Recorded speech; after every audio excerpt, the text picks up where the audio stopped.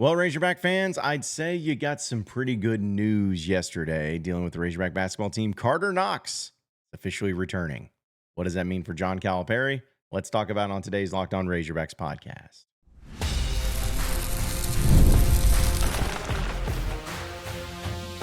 You are Locked On Razorbacks, your daily podcast on the Arkansas Razorbacks, part of the Locked On Podcast Network, your team every day.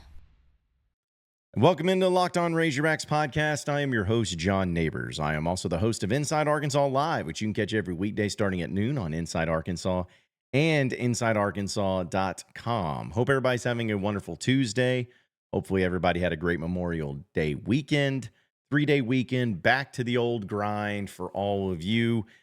And let's be honest, it's a great day to wake up and to be a Razorback basketball fan at least, because we'll talk about a lot of that, but also look into Razorback baseball too and the draw that they have in postseason play.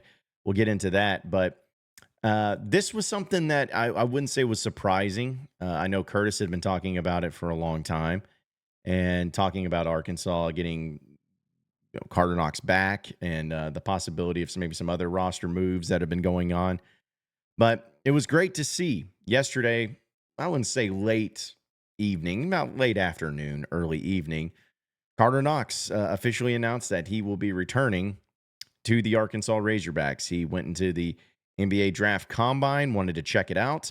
I think everybody understood that. He checked it out, and he decided that, you know what? Playing for John Calipari and playing for the Razorbacks is really what he'd rather do. And so it started getting reported from various people of 24/7 Sports and whatnot on 3. Joe Tipton put it out. But I think the most confirmation you can have is looking at this right here. Because this was Karter Knox's tweet, his post. It's a simple graphic with him and the little Razorback, and all it says is, "I'm back." Isn't that beautiful? Isn't that awesome?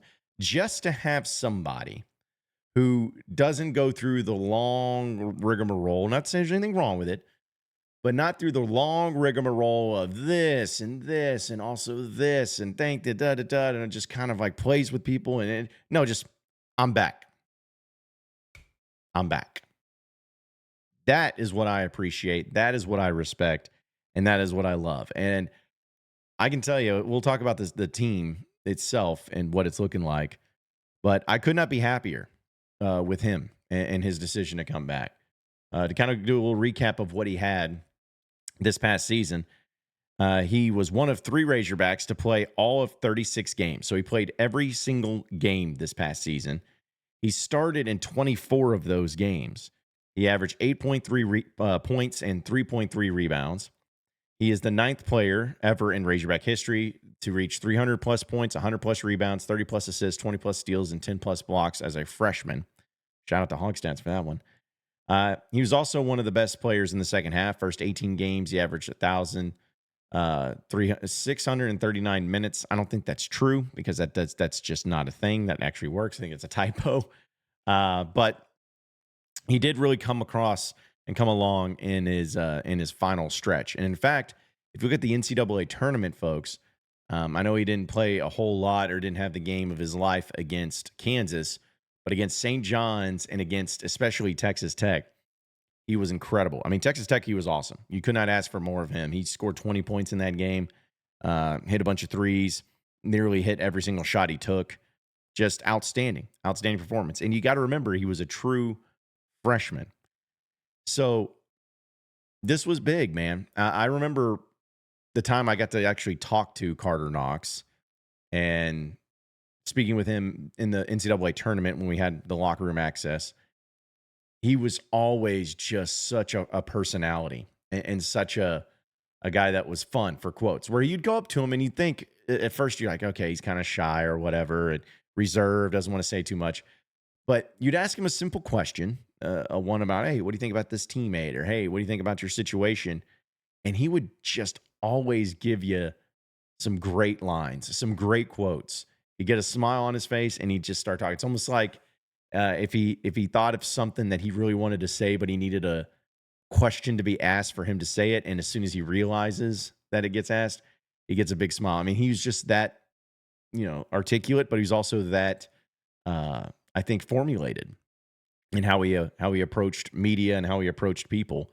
And of course, he had one of the greatest quotes you'll ever see and hear when he talked about the NCAA tournament and saying that, hey, we're gonna kill, celebrate, kill again, celebrate again. It was just awesome, and hopefully I have some shirts for that because he's back, man. He's all the way back, and it's weird because I'm about as excited about this as I've been for any of the players. And I loved hearing about DJ Wagner coming back, Trevon Brazile, Billy Richmond. I mean, those were guys that I wanted back.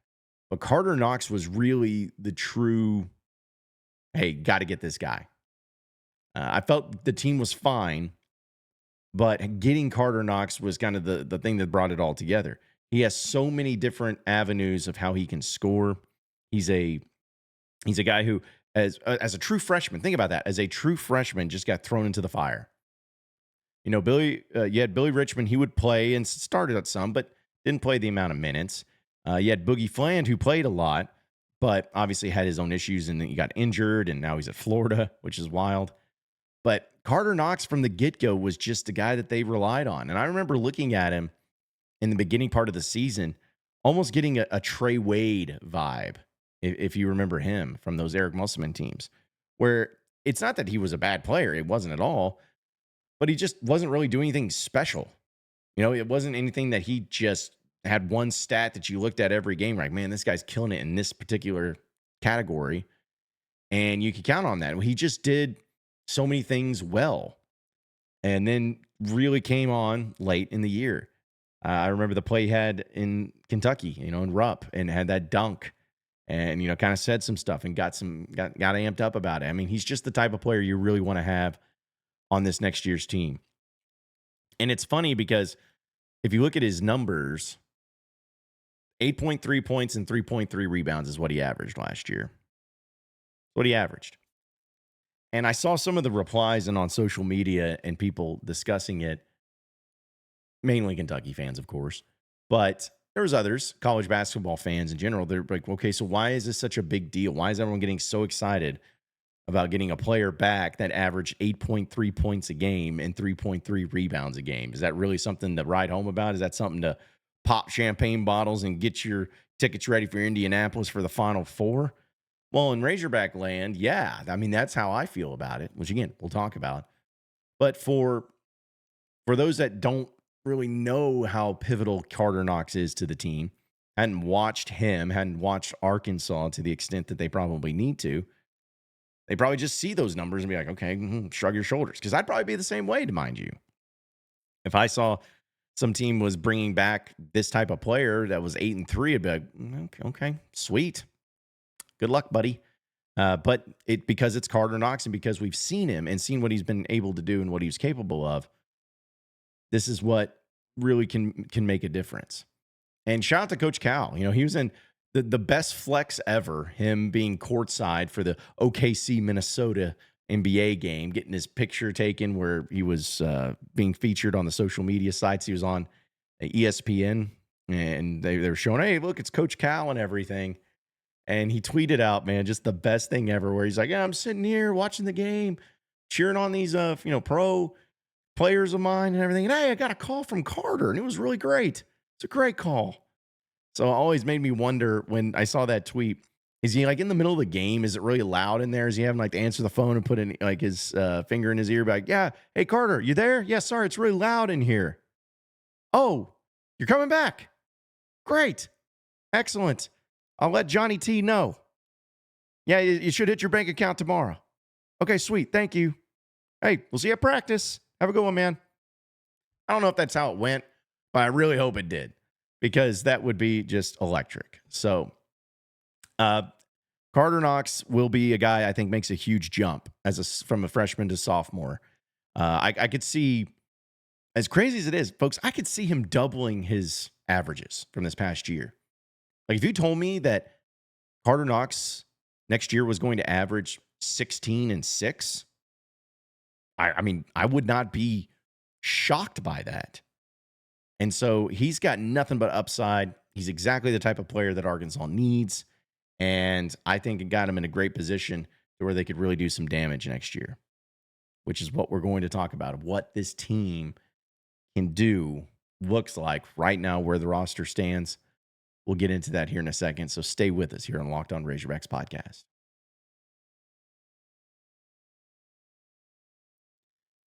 All right, Razorback fans, you ever check your bank account and wonder, where did all my money go? Between dining out, online shopping, and entertainment, it's easy to lose track. That's where Monarch Money comes in, your personal CFO, giving you full visibility and control over all of your finances. Monarch Money isn't just a budgeting app, it's a complete financial command center. You can track all of your accounts, investments, and spending all in one place. So you stop managing your money and start actually building your wealth. A lot of you, when you started using Monarch, you realized just how much you were spending on things that really didn't matter. But now, I've talked to a few of you who said that you start to budget smarter and you save a lot more. And instead of juggling all those multiple apps, you can use Monarch to actually check your finances, track your spending, and even plan those long-term goals. Managing money with your partner is now smoother than ever. You can track shared and personal accounts, set goals, and stay on the same page without any of the stress. Take control of your finances with Monarch Money. Use code LOCKEDONCOLLEGE at monarchmoney.com for 50% off your first year. That's monarchmoney.com, code LOCKEDONCOLLEGE for half off your first year.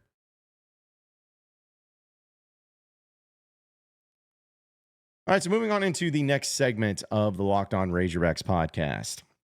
Karter Knox returns, and now you really get a great idea of what the Razorback roster is shaping up to be. I'm not going to sit here and say that it's all finalized and that it's done, because I don't know. I think that there are some movements, some things that could happen. Hopeful for certain things, maybe, but just doesn't seem likely at this point. I know some of you have asked me about Adu Thero and what are the chances that he comes back. I don't think that happens. I really don't. Like Karter Knox, I always felt like he was going to come back. But Adu Thero is another animal. I just don't see any way, shape, or form he comes back. But I said the same thing about Boogie Flan, too, and he's going to Florida. So who really knows how that happens? But, would it be him? Probably not. Jameer Watkins, that game gets thrown around a lot. The guy at the transfer, that'd be awesome. I'd definitely take it. But let's just go ahead and play the assuming game. Let's assume that this is it. This is your team. Your roster has been finalized. And here's how it all breaks down. You got the players returning officially with DJ Wagner, Trevon Brazile, Karter Knox, Billy Richmond. You have the incoming freshmen of Malik Thomas, Darius Acuff. You got Sealy from Springdale. You got the Artel kid from overseas. And then you also have Malik Ewan, as well as Nick Pringle, being the transfers that are coming in, the big men down low.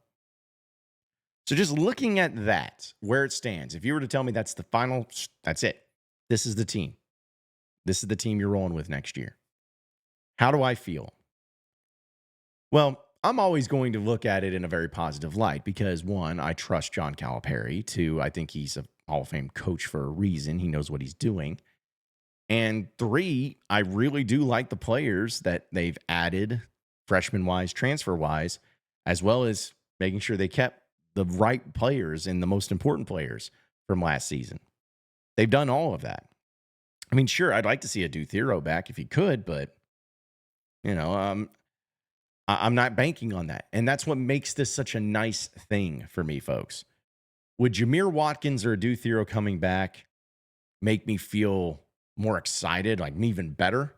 Yeah, it would. Duh. Those are great players. If you get great players, doesn't matter how many you got. If you add one more great player, yeah, it's going to add a little element of excitement, a little element of, hey, this is great. This is even better.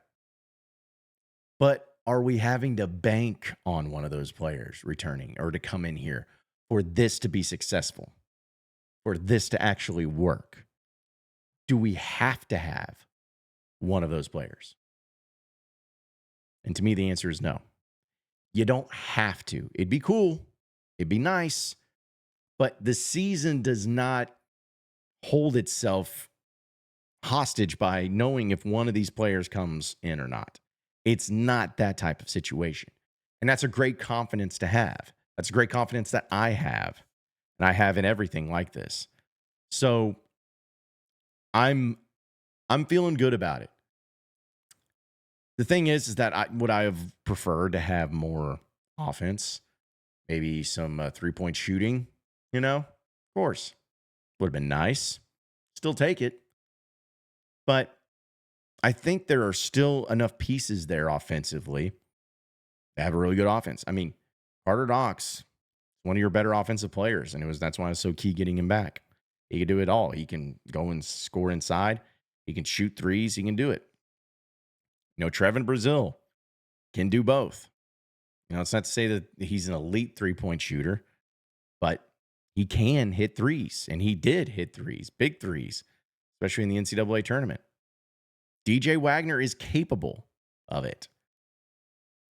The true freshmen, it's hard to say what they're going to be able to do right off the bat because they're true freshmen coming into a pretty loaded program and with a lot of expectations, but they're McDonald's All-Americans for a reason. There's no pressure that's too big for them. There's no issues that are too hard for them to overcome. They can handle it. So my point is that the offense, I'd like to have something else, something added. But I also don't look at this team and be like, well, geez, this is going to be like Virginia basketball of the mid-2010s. Like you score 40 points a game. It's not that. It's about having the right pieces in place, the right balance and mixture of raw, talented, young talent mixed with experienced physical presences, guys who can rebound, guys who can play defense, guys who can lead, guys who can do everything, coming together as one, figuring out the roles and letting it loose. I really feel confident about all this. So you may roll your eyes and say, yeah, you felt good about it last year. And you're right. You're right. But I'm telling you right now, this is my bold prediction. I'm sure none of you will hold against me. But I'm telling you right now, this team next year will not have the start that they have had the past few years, but especially this past year's team in the SEC. They will not be that team that you're waiting around, hoping and praying that they can just figure it out, and you're sitting there in February. This team will make for a good January. That's my bold prediction. Because it has to happen sometime, right? It has to happen. Surely it'll happen. This is the year. So I'm pumped, man. I'm so pumped, as you guys can tell. I'm so excited for Karter Knox to have him back. I'm so excited for this team. I'm excited for basketball season to get back here, man. It's about as good as you could ask. So exciting. But what's also exciting is Razorback baseball, and we know what their pathway looks like getting back to Omaha. Is it good or is it bad? We'll get to that in the final segment, so stay with us here on Locked On Razorbacks podcast.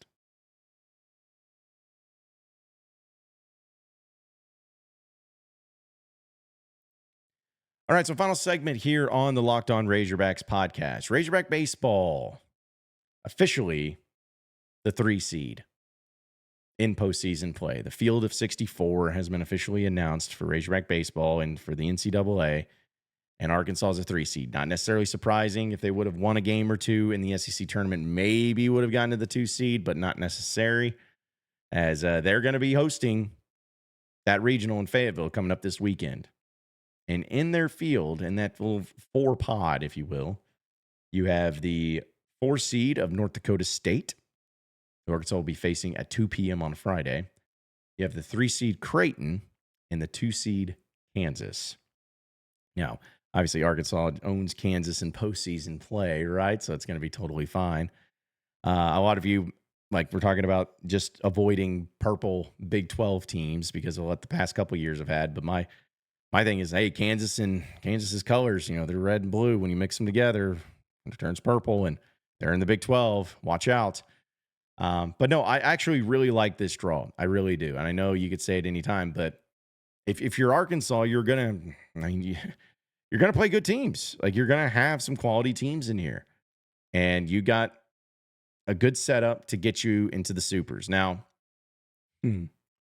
If you make it through regionals, which you will, of course, right? If you make it through the regionals, you will be facing the winner of the Knoxville regional. You know Knoxville, Tennessee, the Volunteers, Tony Vitello. Yep. You'll be facing them, assuming that they win their own regional. Wake Forest is in there. You never know. It could get kind of crazy.